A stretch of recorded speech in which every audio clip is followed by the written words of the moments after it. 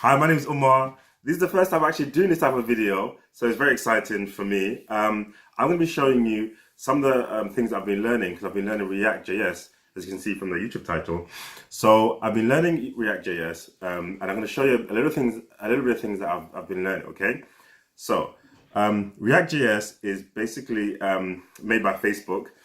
It's a framework that enables single-page applications using components. So yeah, it's really cool. So if you want to get started with React, you need to install Node.js, okay, for npm, and then I'm also using create React app, okay. So if let's go to our editor. I'm using VS Code, okay. So you can download that if you like. You just Google VS Code and it'll come up, okay? And I have a terminal that I've just toggled on, okay? So let's get started.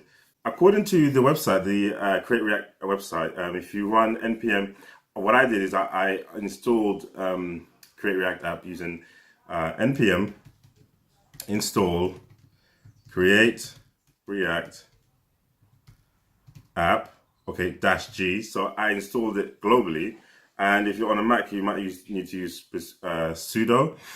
So I've gone ahead and done that already, so I should be fine. But you can go ahead and do that as well, okay? I've then installed it globally, and then I ran this command here that you can see here. It says create React app, my app. So create React app is basically the command to download all the files for create React app.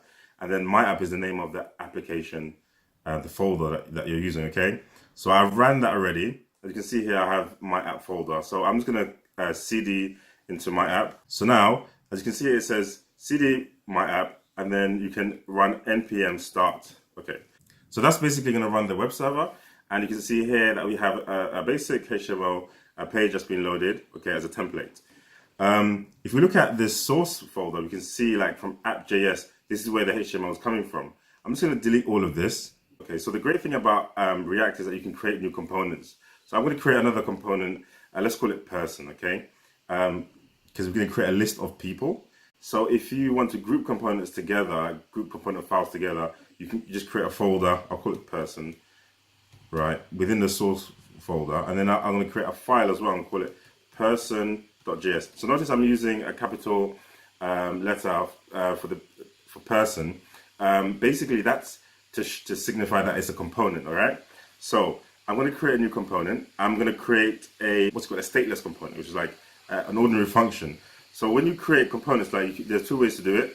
You can create using a class like this, okay? And then you give your class a name or your component a name, or you can just create a normal function like a ES6 function, basically. So let's do that then. So we can call it const person is equal to our ES6 function, okay? Then we can export that.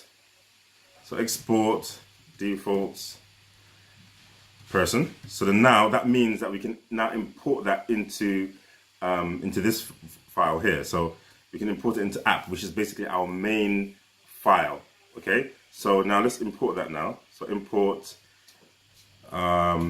person from person/person, okay? So this is going to import the person file and name it person. So now let's add that here. This is JSX, so we're going to add the tag for person, and let's import React, because you can't do anything without importing React from React, okay? Right, so now we've imported React.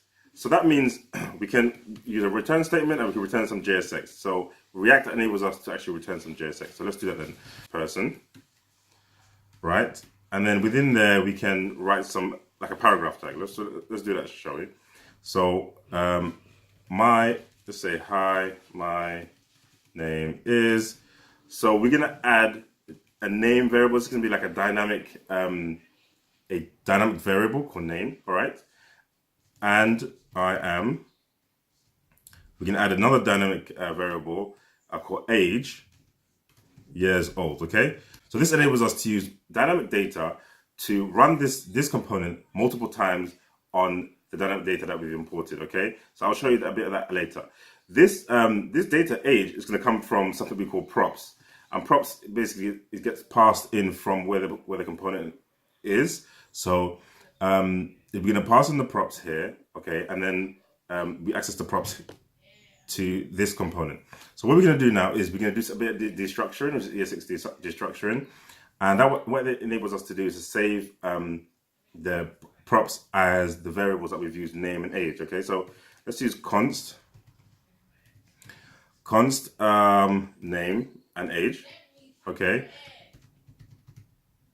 const name age equals props. So that basically now saves name out from props. Okay, so what we can do now is say name here as our props, and let's just call that, let's say Umar, and age, let's just say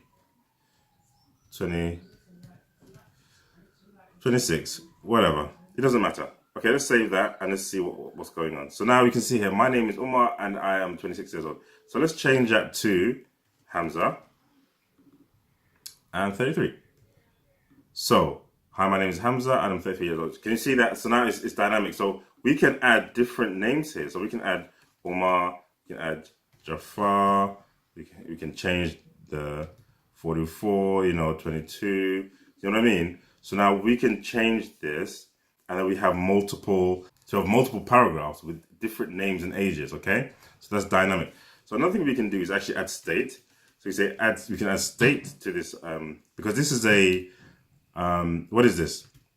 This is a class-based component. So this enables us to add state. So then what I'm going to do is I'm going to add an array of persons.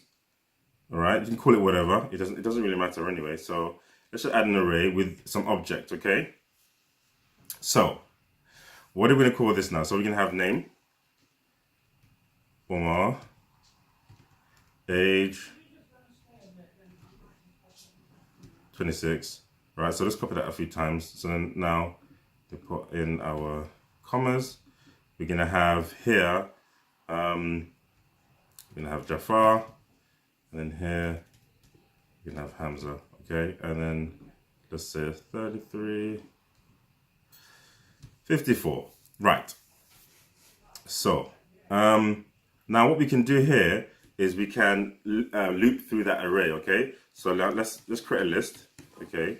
And we're gonna loop through the array. So this dot state, we can access the person's array, okay? And then we're gonna run the map function on that array, okay? So we're going to call person, use the arrow function for that, and then we're going to return some JSX, okay? So let's return. And what's that going to be now?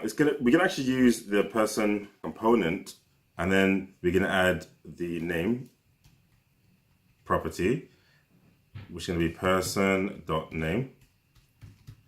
And then the age is also going to be person.age, which basically person is referring to each individual item here within the list, okay? So that should work. And then what we're going to do is now replace this with list. So because we write in JavaScript within JSX, we use these curly brackets, okay? I'm going to save that and see how it goes. So as you can see here now, it's updated and it works absolutely fine. So let's change this to Hassan, save it. And you can see now Hassan's output. Okay, so that's really it. Really, it's really cool things that I've been learning with React. A bit of ES6 destructuring that we have there, and we're using map as well. We're using class. So these are really cool things that I've been learning, and it's really exciting for me. Give a thumbs up if you like this type of video, like, with let me show my face and stuff, because I haven't been doing that previously. And also it's a new style of video because these are things that I'm learning as well. So I want to show you the things that I'm learning as I go along. So thank you very much for watching. I'll see you in the next one. Peace.